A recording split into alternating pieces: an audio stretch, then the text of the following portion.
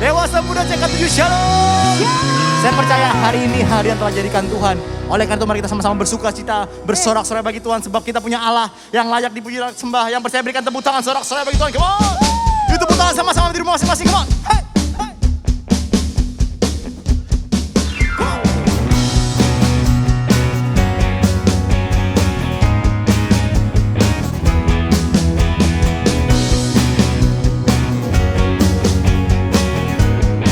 Mari sama-sama di rumah sama-sama nyatakan kok.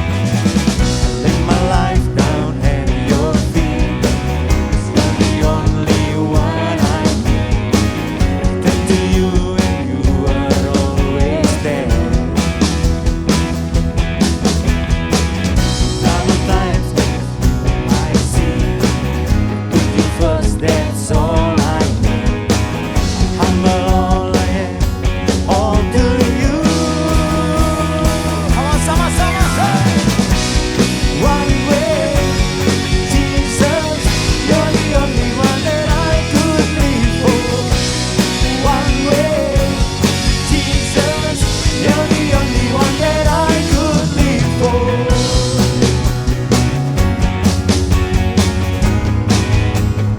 Mari sama-sama di rumah katakan kok. You are always, always there. Every how and everywhere. Grace abounds so deeply within me. You never ever change. Yesterday, today, the same. Forever till forever needs no end. 1, 2, 3, say. One way, Jesus, you're the only one that I could live for. One way, Jesus, you're the only one that I could live for. One way, Jesus, you're the only one that I could live for. One way, Jesus, you're the only one that I could live for. You are the way, truth, and the life. Live by faith and not by sight. For you, we'll live it all for you. Come on, sing it out. You are the way, the truth, and the life. Live by faith and not by sight. For you, live it all for you.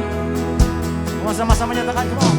You are the way, the truth, and the life. We live by faith and not by sight. For you, we live it all for you.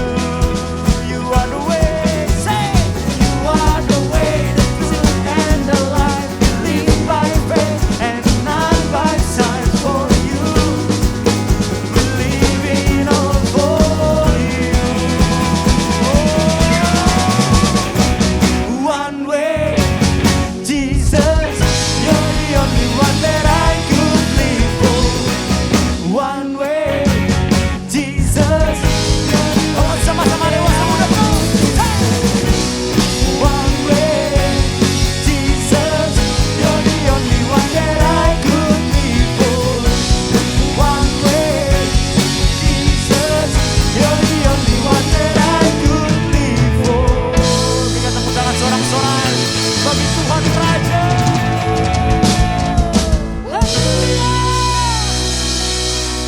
Haleluya.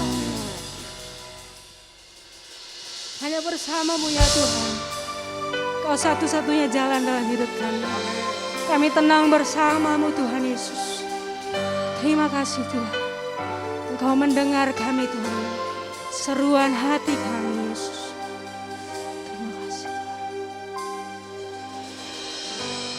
Bapa kau mendengar seruan hatiku, tak pernah kau lepaskan dari kasih-Mu.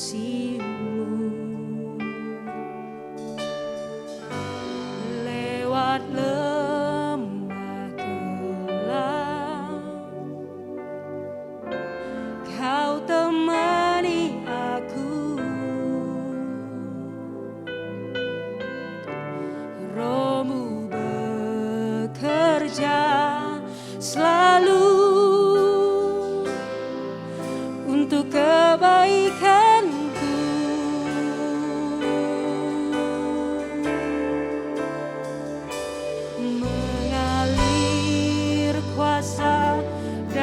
tempat maha tinggi, Bapa kekal mulia, Kau hadir di sini, memulihkan hati, menyembuhkan yang terluka.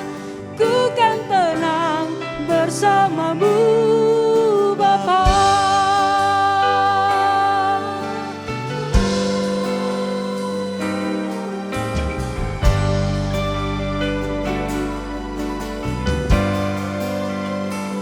Sama-sama kita katakan, Bapa Kau mendengar seruan hatiku, tak pernah Kau lepaskan dari kasih-Mu. Biar kami lewati lembah kelam bersama-Mu ya Tuhan. Lewat lembah kelam, Kau temani aku. Roh-Mu bekerja selalu untuk kebaikanku.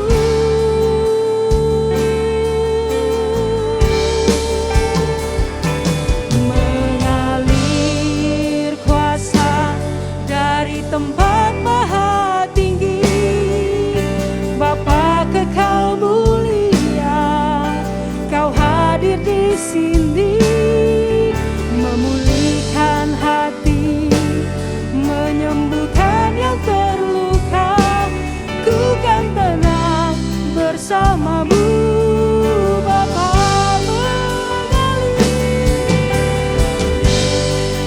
Kuasa dari tempat maha tinggi, Bapa kekal mulia, Kau hadir di sini, memulihkan hati, menyembuhkan yang terluka.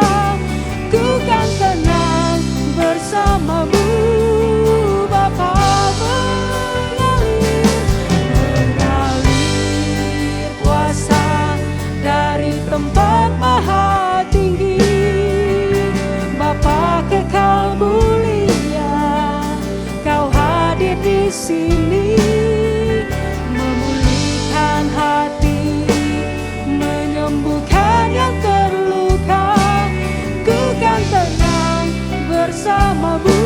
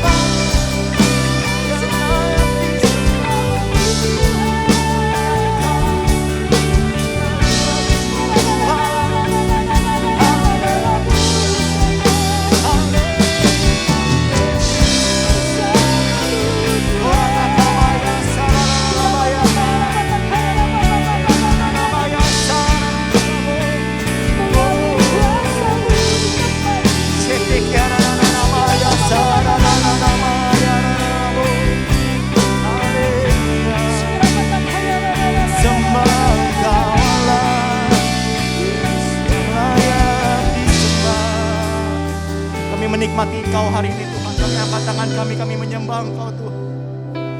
Oh namaya satakamaya rananamaya. Kami agungkan Engkau Tuhan. Kami tinggikan Engkau Tuhan. Mari ambil waktumu masing-masing.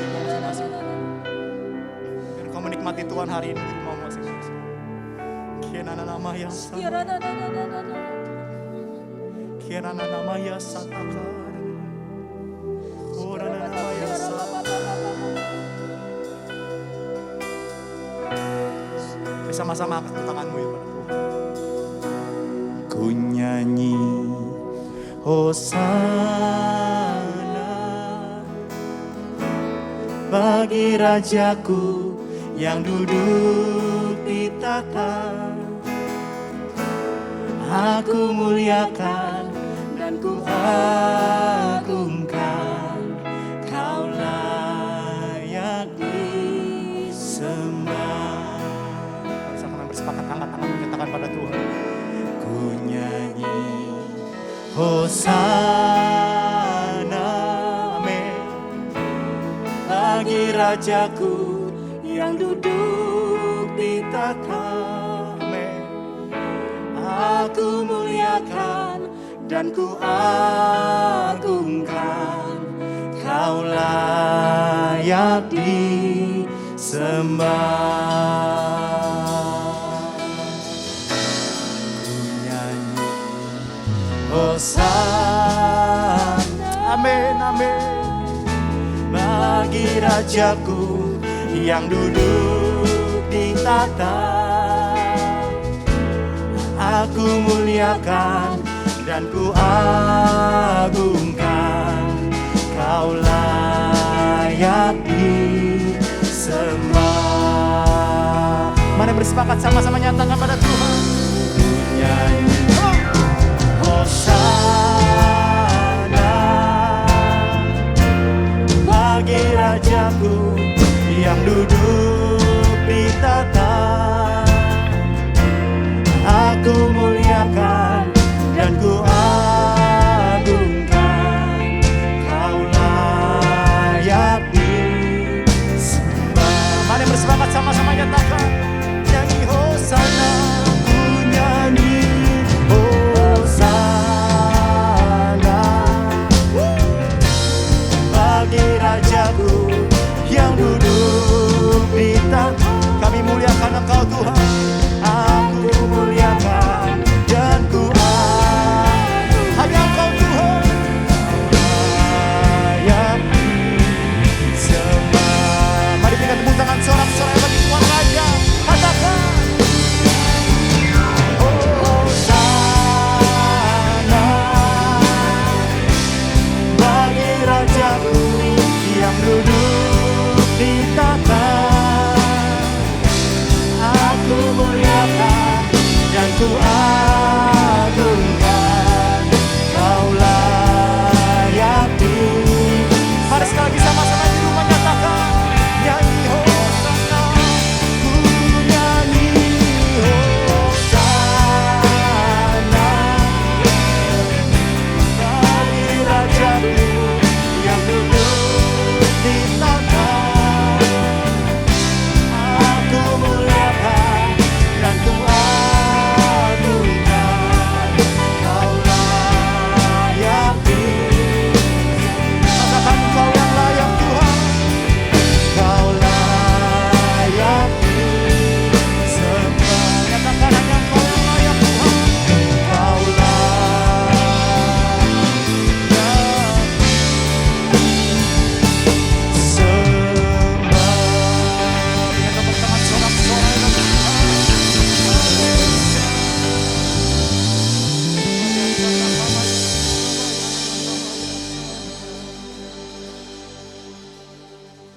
Shalom teman-teman semua yang ada di 2PM GBI PRJ. Hari ini jumpa lagi bersama dengan saya Dieter Nicholas. Dan hari ini kita akan membahas tentang sauh pengharapan yang kuat. Sebelum kita mulai, kita mau berdoa terlebih dahulu. Bapa kami dalam sorga, terima kasih Tuhan buat hari ini. Kalau hari ini kami boleh ada, ini semua karena anugerah Tuhan, kebesaran Tuhan dalam kehidupan kami. Kami sudah memuji, memuliakan nama Tuhan. Biarlah apa yang kami kerjakan, kami lakukan menyenangkan hati Tuhan. Dan sebentar kami mau mendengarkan kebenaran sabda firman-Mu ya Bapa. Berfirmanlah buat setiap kami. Berikan pewahyuan kebenaran-Mu dalam kehidupan kami. Sehingga kebenaran-Mu memberikan kekuatan, mendidik kami, bahkan mengubah kami. Sehingga hidup kami boleh sepadan dengan jalan-jalan kebenaran. Urapi mulut bibir hamba-Mu ini ya Bapa. Biar apa yang keluar dari mulut bibir hamba-Mu adalah perkataan-perkataan yang membangkitkan kami, menguatkan kami. Terima kasih ya Bapa. Di dalam nama Tuhan kami Yesus Kristus. Haleluya. Amin. Teman-teman semua, memasuki tahun yang baru ini, tahun 2022, saya berharap semua kita tetap menjalani hidup dengan sebuah pengharapan. Karena Alkitab katakan dalam 1 Korintus 13 ayat yang ke-13, demikianlah tinggal ketiga hal ini, yaitu iman, pengharapan, dan kasih. Dan yang paling besar diantaranya adalah kasih. Jadi apapun yang kita kerjakan, apapun yang kita lakukan, jangan sampai kita kehilangan tiga hal ini. Iman, pengharapan, dan kasih. Dan hari ini kita akan berfokus untuk membahas tentang pengharapan. Karena Alkitab katakan apa? Alkitab katakan bahwa pengharapan itu adalah sauh yang kuat dan aman bagi jiwa kita. Apakah yang dimaksudkan dengan sauh? Sauh itu adalah jangkar. Jadi kapal yang besar itu perlu yang namanya jangkar, harus punya yang namanya jangkar. Karena jangkar ini mempunyai fungsi, jangkar ini mempunyai kegunaan, yaitu apa? Supaya kapal itu nggak kemana-mana. Ketika kapal diterpa angin, diterpa gelombang angin yang besar, maka nahkoda kapal akan menyuruh ABK, anak buah kapal, untuk menurunkan jangkar. Memerintahkan untuk menurunkan jangkar dengan tujuan supaya kapal tidak gampang terhembas. Ya, tidak gampang terhempas oleh gelombang dan ombak yang ada. Oleh sebab itu hari ini jangan sampai kita sebagai orang-orang percaya, kita kehilangan jangkar pengharapan kita.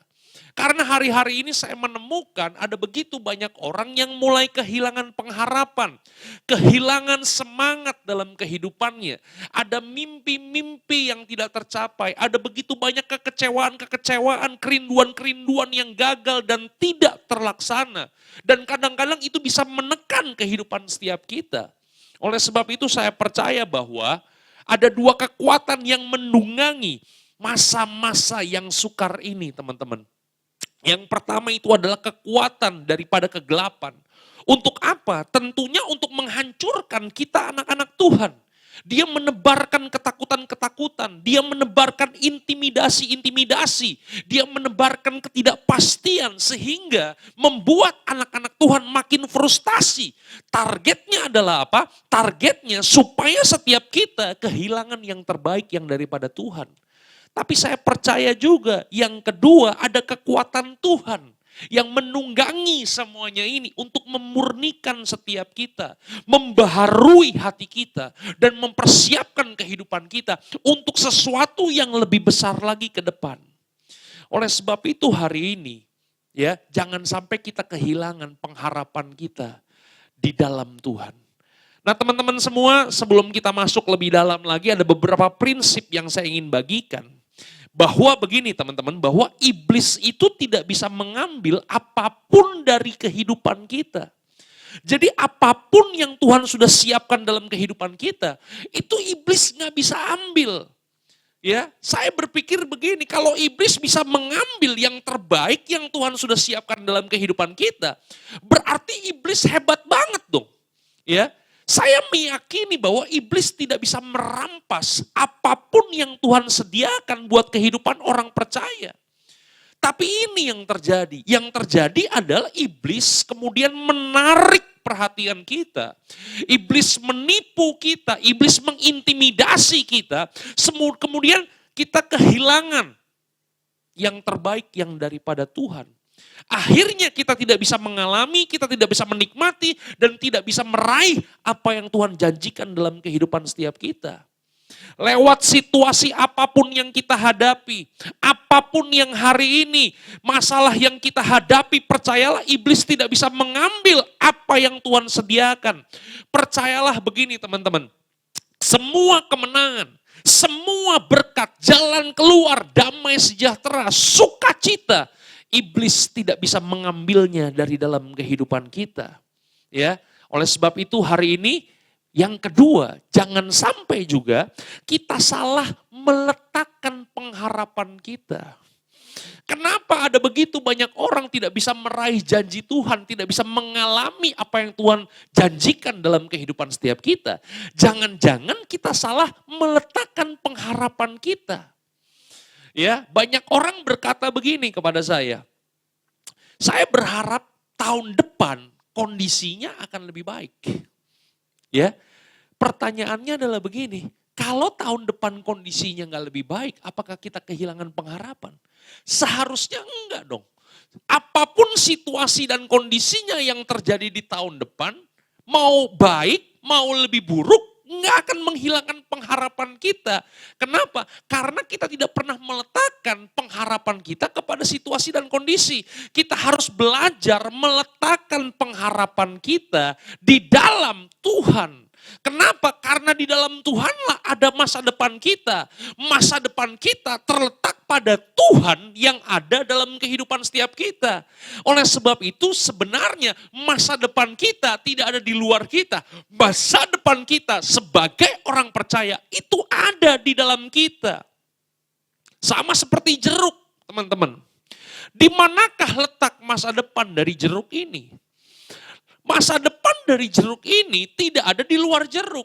Masa depan dari jeruk ini ada di dalam jeruk, yaitu ada di mana? Ada di biji jeruk, ada di benih jeruk. Makanya seringkali waktu kita makan jeruk, kita buang bijinya. Kenapa? Karena kita meremehkan arti dari biji. Arti dari benih jeruk itu, kalau biji jeruk atau benih jeruk ini kemudian jatuh ke dalam tanah, kemudian dia bertumbuh, berarti begini, di manakah letak masa depan dari jeruk? Ada di dalam benihnya. Karena di dalam benih jeruk itu ada daun jeruk. Dalam benih jeruk itu ada batang jeruk, ada akar jeruk, ada pohon jeruk. Dari benih jeruk ada berapa buah jeruk? Satu pohon. Masa depan jeruk ada di dalam jeruk. Di manakah masa depan orang percaya? Ada di dalam orang percaya. Karena kita meletakkan masa depan kita ada di dalam tangan Tuhan yang ada diam di dalam kehidupan setiap kita. Oleh sebab itu hari ini dengan waktu yang sangat singkat, saya akan membagikan beberapa keuntungan kalau kita hidup dengan pengharapan. Yang pertama teman-teman, apa sih keuntungannya kalau kita hidup penuh dengan pengharapan? Yang pertama adalah begini, harapan akan selalu membawa kita kepada tujuan. Itu dia teman-teman, kenapa harapan penting?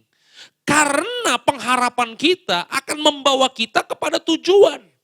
Orang yang gak punya harapan, orang itu akan kehilangan tujuan. Orang yang gak punya tujuan adalah orang yang paling menyedihkan dalam kehidupan ini. Oleh sebab itu begini Bapak Ibu, teman-teman semua, ya, bahwa tragedi terbesar dalam kehidupan ini itu bukan kematian. Tragedi terbesar dalam kehidupan ini adalah kalau kita hidup tapi kita nggak mengerti apa tujuan kehidupan kita ini. Nah hari ini kita harus punya tujuan. Dan apakah tujuan kekristenan kita? Tujuan kekristenan kita adalah menjadikan kehidupan setiap kita semakin serupa dan segambar dengan Tuhan. Itulah tujuan kita ditebus, itulah tujuan kita diselamatkan. Nah, dalam perjalanan untuk mencapai tujuan itu, kita mengalami yang namanya proses. Kita mengalami yang namanya tantangan. Ada masalah, ada kesulitan, ada kesukaran yang bisa kita temui dan kita alami. Tapi percayalah teman-teman semua bahwa orang-orang yang punya pengharapan dalam hidupnya akan selalu sampai kepada tujuan. Kenapa ada orang-orang yang gampang menyerah? Kenapa ada orang-orang yang berhenti di tengah jalan? Kenapa? Karena dia nggak bisa lihat tujuan yang pasti dalam kehidupannya. Maka oleh sebab itu orang yang nggak punya tujuan itu akan gampang untuk menyerah. Akan gampang untuk berhenti di tengah jalan. Oleh sebab itu kita nggak boleh kehilangan pengharapan kita di dalam Tuhan. Karena pengharapan kita akan membawa kepada tujuan. Ya, suatu hari saya nonton kesaksian di YouTube ya, itu Kick Andy. Saya lupa tahun berapa, itu kisahnya tentang tsunami di Aceh teman-teman.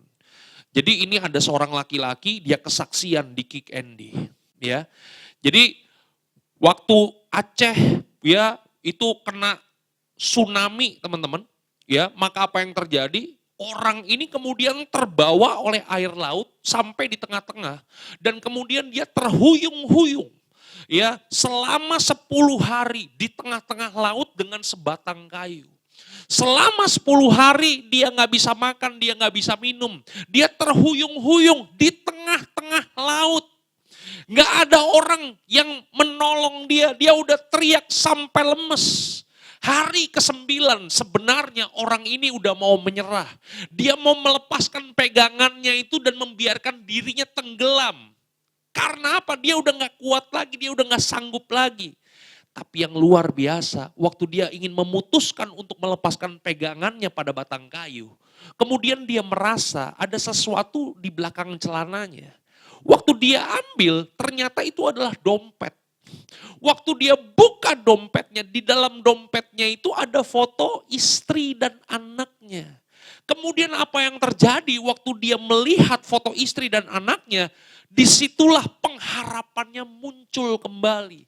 Disitulah semangat untuk hidupnya muncul kembali dan akhirnya dia terus bertahan hidup. Sampai akhirnya ada tim SAR yang kemudian menyelamatkan dia, membawa dia kembali ke daratan dan akhirnya dia bisa berjumpa dengan istri dan anaknya.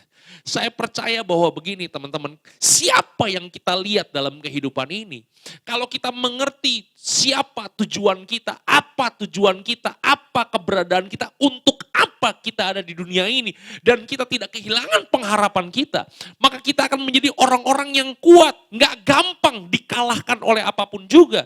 Kita akan jadi orang-orang yang gak gampang nyerah dalam kehidupan ini. Ada sebuah kesaksian yang luar biasa juga dari seorang perenang bernama Florence Chadwick. Tahun 1962 dia menantang dirinya untuk berenang melintasi Pulau Catalina hingga garis pantai California. Itu jauhnya 26 mil dikali 1,6 kilo. Jadi mungkin kira-kira 40 sampai 45 kilo itu panjangnya. Dan setelah 10 jam ada di dalam air, waktu dia berenang tiba-tiba kabut turun teman-teman. Waktu kabut turun maka apa yang terjadi? Yang terjadi adalah Florence Chadwick kemudian tidak bisa ketemu kemana tujuannya. Kenapa? Karena ketutup kabut semua. Dan setelah muter-muter di laut selama 1 jam, akhirnya Florence Chadwick menyerah juga. Dia minta diangkat dia ke kapal, ke sekoci teman-teman. Nah yang menariknya adalah ketika Florence Chadwick diangkat dari air, ketika dia berada di atas sekoci, dia baru menyadari tempat atau titik di mana dia menyerah. Itu ternyata itu nggak jauh lagi jaraknya, cuman 1 mil untuk sampai ke garis finish teman-teman. Apa yang kita bisa pelajari dari sini? Ketika kita tidak bisa melihat tujuan, maka kita akan gampang menyerah, kita akan gampang kalah. Dan yang luar biasa, Florence Chadwick gak menyerah sampai di situ. 2 bulan kemudian dia mencoba lagi untuk berenang. Dan begitu dia sampai ke titik di mana beberapa waktu yang lalu dia menyerah, dia tahu sebentar lagi dia mau nyampe. Dan akhirnya apa yang terjadi? Dia bisa sampai garis finish. Oleh sebab itu teman-teman, saya cuma mau kasih tahu bahwa begini, pengharapan yang ada di dalam kita, yang kita letakkan ke dalam Tuhan, itu akan selalu membawa kita kepada tujuan dan tidak gampang menyerah. Yang kedua, Apa sih keuntungan kalau kita hidup dengan pengharapan? Yang kedua adalah pengharapan itu akan selalu melepaskan kita dari masa lalu. Teman-teman semua, saya selalu yakin kalau iblis itu akan selalu membawa kita kepada masa lalu kita. Iblis akan selalu mengingatkan kita atas kegagalan-kegagalan hidup kita. Tapi sadar nggak kita bahwa begini, kita nggak boleh hidup di masa lalu. Ya, oleh sebab itu hari ini ingatlah bahwa perjalanan hidup orang percaya itu orientasinya selalu ke depan. Tuhan gak pernah membawa kita ke masa lalu. Tuhan selalu membawa kita kepada masa depan. Nah, iblis gak pernah membawa kita ke masa depan. Iblis selalu membawa kita ke masa lalu. Oleh sebab itu hari-hari ini ada begitu banyak orang yang terpenjara dengan masa lalunya. Terpenjara dengan dosa-dosa masa lalu. Terpenjara dengan kegagalan-kegagalan masa lalu. Kalau kita hidup di masa lalu, maka kita akan kesulitan untuk melihat masa depan. Oleh sebab itu hari ini kenapa kita harus punya pengharapan. Oleh sebab itu kenapa Alkitab katakan bahwa pengharapan itu adalah sauh yang kuat dan aman bagi jiwa kita. Kenapa? Karena pengharapan yang kita punya akan meninggalkan kita kepada masa lalu. Akan meninggalkan masa lalu kita dan kita berfokus untuk menyongsong masa depan. Saya teringat dengan sebuah kisah yang sangat luar biasa dalam Alkitab. Itu kisahnya tentang Rut. Ya, Rut perempuan Moab, teman-teman. Ya. Jadi suatu hari ada pasangan suami istri orang Bethlehem, yaitu Elimelek dan Naomi. Karena Bethlehem mengalami krisis, maka apa yang terjadi? Mereka meninggalkan kota itu dan kemudian mereka pergi ke Moab. Beserta dengan kedua anak mereka, Mahlon dan Kilion. Singkat cerita, kedua anak mereka, Mahlon dan Kilion, kemudian mengambil perempuan Moab untuk menjadi pasangan mereka. Menjadi istri mereka, yaitu Orpa dan Rut. Nah, naasnya adalah begini teman-teman, bahwa Naomi kemudian kehilangan suaminya, Elimelek meninggal dunia. Sehingga apa yang terjadi, Naomi harus tinggal bersama dengan dua putranya dan dua menantunya, Orpa dan Rut. Dan yang naasnya lagi adalah kedua anaknya di kemudian hari meninggal juga. Jadi sisa 3 orang janda, Naomi, Orpa, dan Rut. Nah karena Naomi udah gak punya apa-apa lagi teman-teman. Dia udah gak punya masa depan, gak punya apa-apa. Anak gak punya, suami gak punya, harta gak punya. Maka Naomi memutuskan untuk kembali ke Bethlehem. Sebelum Naomi memutuskan untuk kembali ke Bethlehem, dia memanggil 2 menantunya dan kemudian berkata begini kepada mereka, Orpa dan Rut, udah kalian gak usah ikut saya. Saya udah gak punya masa depan, saya udah gak punya siapa-siapa, harta gak punya, anak gak punya, suami gak punya. Saya akan melepaskan kalian untuk kembali ke keluarga kalian karena saya akan kembali ke Yerusalem, saya akan kembali ke Bethlehem, saya akan kembali ke Israel. Nah singkat cerita apa yang terjadi, Alkitab katakan Orpa kemudian minta izin untuk permisi kepada Naomi. Dan kita tahu teman-teman dan kita baca firman Tuhan bahwa dari hari itu nama Orpa gak pernah terdengar lagi. Nama Orpa hilang ditelan zaman teman-teman. Nah yang menarik adalah Rut. Iya kan?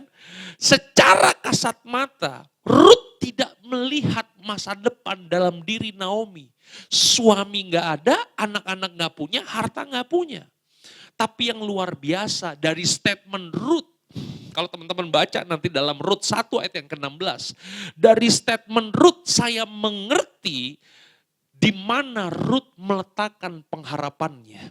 Rut katakan seperti ini, jangan pernah engkau sekali-sekali menyuruh aku pergi. Kemanapun engkau pergi, Rut berkata, disitulah aku pergi. Kemanapun engkau bermalam, disitulah aku bermalam. Bangsamu adalah bangsaku. Dan kemudian Rut katakan begini, Allahmu adalah Allahku. Teman-teman semua, dari kata-kata Rut ini, kemudian saya mengambil kesimpulan bahwa ternyata Ruth tidak menaruh pengharapannya kepada apa yang kelihatan dalam diri Naomi. Ruth meletakkan pengharapannya ternyata pada Allah Israel yang ada dalam kehidupan Naomi. Dan apa yang terjadi waktu Ruth meletakkan pengharapannya kepada Allah Israel, kita mengerti kalau kita baca kisah Ruth itu merupakan sebuah kisah yang luar biasa. Ruth akhirnya punya suami lagi dan dari suaminya yang bernama Boas lahirlah anak yang bernama Obed. Dari Obed lahirlah Isai, dari Isai lahirlah Daud. Dan dari Daud kita mengerti ujungnya akan lahir Yesus Kristus. Makanya teman-teman kalau teman-teman baca dalam Injil Matius tentang silsilah Tuhan Yesus, nama Ruth masuk dalam the Hall of Fame, silsilah Tuhan Yesus. Masuk dalam silsilah Tuhan Yesus itu bukan sesuatu yang main-main teman-teman, itu merupakan sebuah kebanggaan. Kenapa? Yang pertama alasannya adalah begini, karena Ruth itu bukan pria. Dan orang Yahudi itu tidak menghitung, tidak menghargai wanita, tidak menghitung wanita. Masih ingat gak kita waktu Yesus memberi makan 5.000 orang? 5.000 orang itu yang dihitung laki-laki atau perempuan? Laki-laki. Wanita itu tidak dihitung, ya kan? Tetapi yang luar biasa, sekalipun Ruth wanita masuk dalam silsilah Tuhan Yesus. Yang kedua yang luar biasa adalah Ruth itu gak punya darah Yahudi. Darahnya itu darah Moab.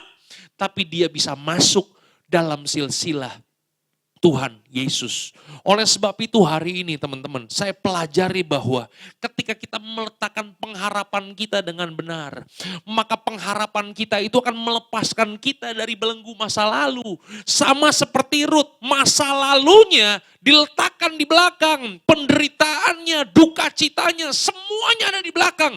Dan waktu dia meletakkan pengharapannya kepada Allah Israel, masa depannya sungguh ada. Dan hari-harinya dipenuhi dengan keindahan bersama dengan Tuhan. Yang ketiga teman-teman, apa keuntungannya kalau kita hidup dalam pengharapan?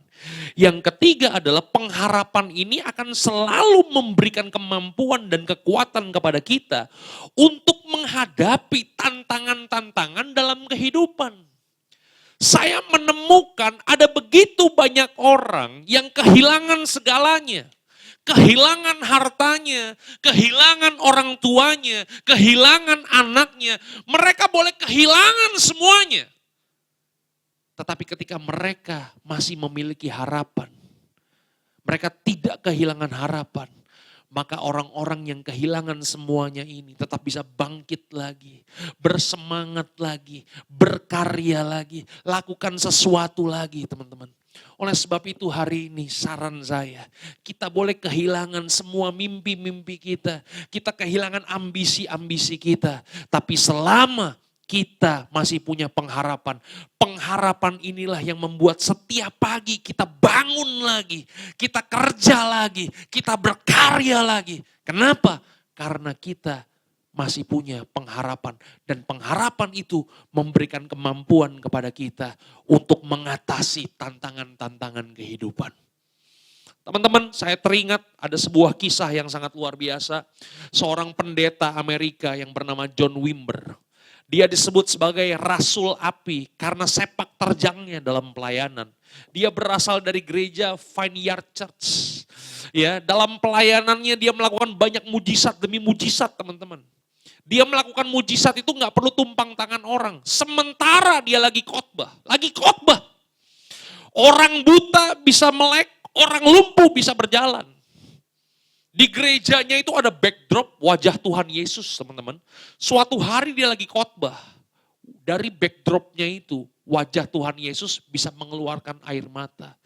Ada begitu banyak mujizat demi mujizat terjadi dari pelayanan hamba Tuhan yang luar biasa. Tapi yang saya ingin ceritakan bukan sepak terjang dalam pelayanannya. Yang saya ingin ceritakan adalah bagaimana John Wimber bisa bertobat. Padahal waktu dia masih muda, dia adalah seorang yang gak percaya Tuhan. Dia seorang ateis, teman-teman. Bagaimana caranya John Wimber bertobat? Suatu hari dia diajak temannya, bro, ayo ikut. John Wimber ngomong, mau kemana? Kita mau pergi makan-makan. Karena mau makan-makan, akhirnya John Wimber ikut. Masuk ke sebuah rumah, ternyata bukan hanya sekedar makan-makan. John Wimber diajak ke sebuah komsel, teman-teman. Memang akhirnya ada makan-makannya, betul gak sih? Ya, nah karena udah di tengah-tengah ya, udah banyak orang, John Wimber duduk di pojokan. Yang punya rumah ini suami istri, dia punya 2 orang anak.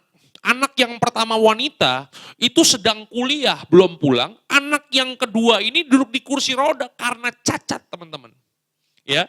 Jadi pada waktu mereka komsel, mereka sedang menaikkan pujian penyembahan. Di tengah-tengah pujian penyembahan, kemudian tiba-tiba rumah itu diketok. Ada orang yang ngetok rumah itu, teman-teman.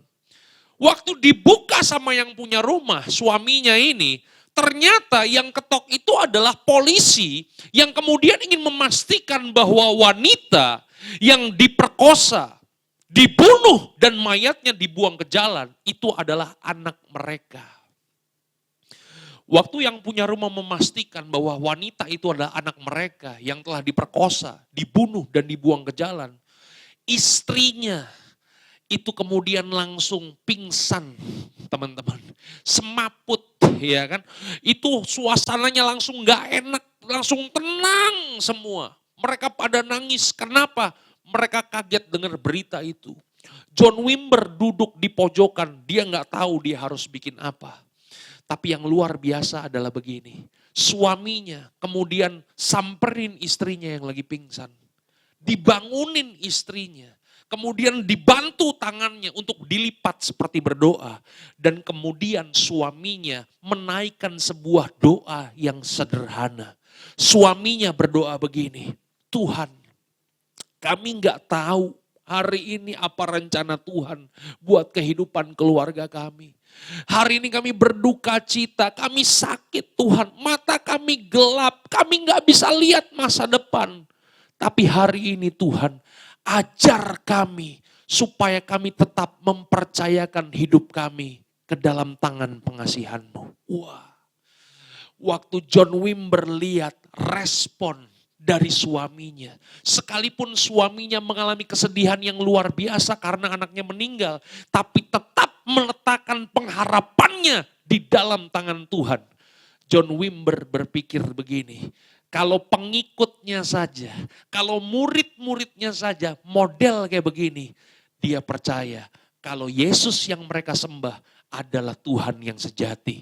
Dan hari itu John Wimber membuka hatinya dan akhirnya dia percaya kepada Tuhan Yesus.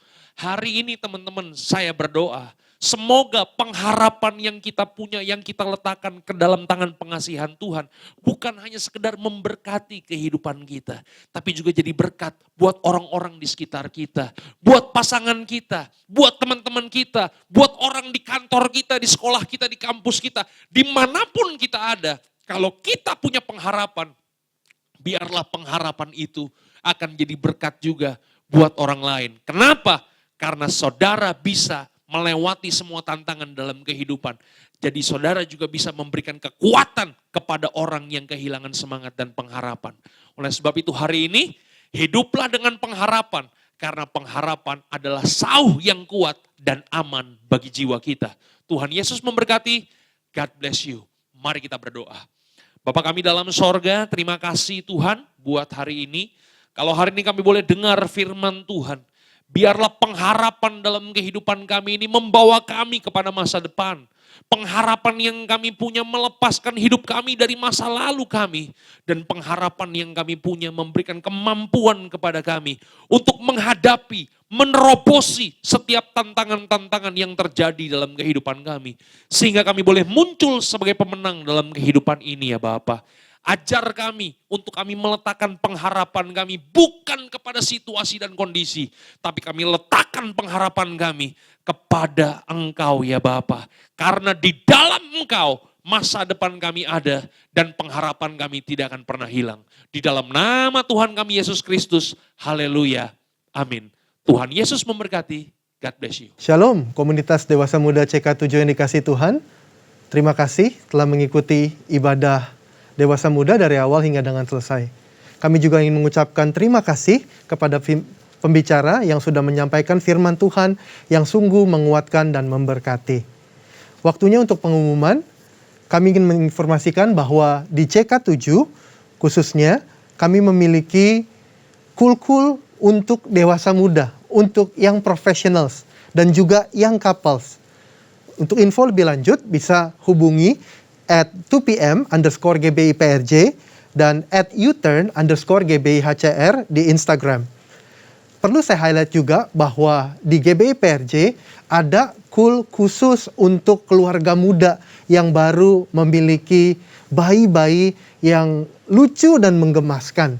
Ya, memang kul ini khusus membahas tentang kehidupan, dinamika, ya pasti ada firman Tuhan dan pujian, tapi peserta sungguh sangat menikmati coolers, menikmati kebersamaan yang ada dan terkadang kita overtime di cool ini. Ya, kenapa? Karena ada satu kedekatan, karena ada satu hal yang sangat memberkati kita semua. Ya, untuk info lebih lanjut, silahkan tune in dan DM di IG kami. Baik, mari kita memberikan persembahan ataupun persepuluhan. Untuk detailnya bisa dilihat di layar rekan-rekan semua. Mari kita berdoa syafaat. Terima kasih Tuhan, kami mau berdoa untuk bangsa kami, bangsa Indonesia. Kami berdoa pemulihan demi pemulihan terus terjadi.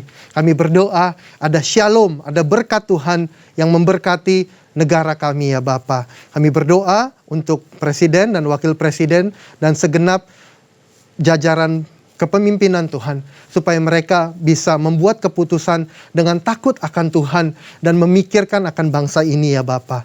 Terima kasih Tuhan. Tidak lupa kami juga mau berdoa memberkati gereja kami. Kiranya Tuhan memberkati gembala sidang kami, Insinyur Niko, berlimpah-limpah ya Bapa. Tuhan memberkati juga Dr. Yanto, berlimpah-limpah ya Tuhan. Pakai hamba-hambamu ini ya Bapa untuk melakukan kehendak-Mu di akhir zaman ini. Terima kasih Tuhan. Kami berdoa supaya gereja kami CK7 terus menjadi tempatnya Tuhan di mana jiwa-jiwa dituai. Terima kasih Bapa. Kami juga mau terus berdoa untuk frontliners yang berjuang di depan sana. Mereka mengutamakan kepentingan orang lain. Kiranya hikmat, kebijaksanaan, perlindungan dari Tuhan yang menyertai mereka semua. Mari kita mengangkat kedua tangan kita dan kita menerima berkat daripada Tuhan. Terimalah berkat yang berlimpah-limpah dari Allah Bapa di sorga, kasih karunia dari anaknya yang tunggal Tuhan Yesus Kristus, dan persekutuan yang intim dan manis dengan Roh Kudus menyertai kita dari sekarang sampai Tuhan Yesus datang menjemput kita saleh-salehnya di kali yang kedua dan bahkan sampai selama-lamanya. Semua yang diberkati Tuhan sama-sama katakan, amin.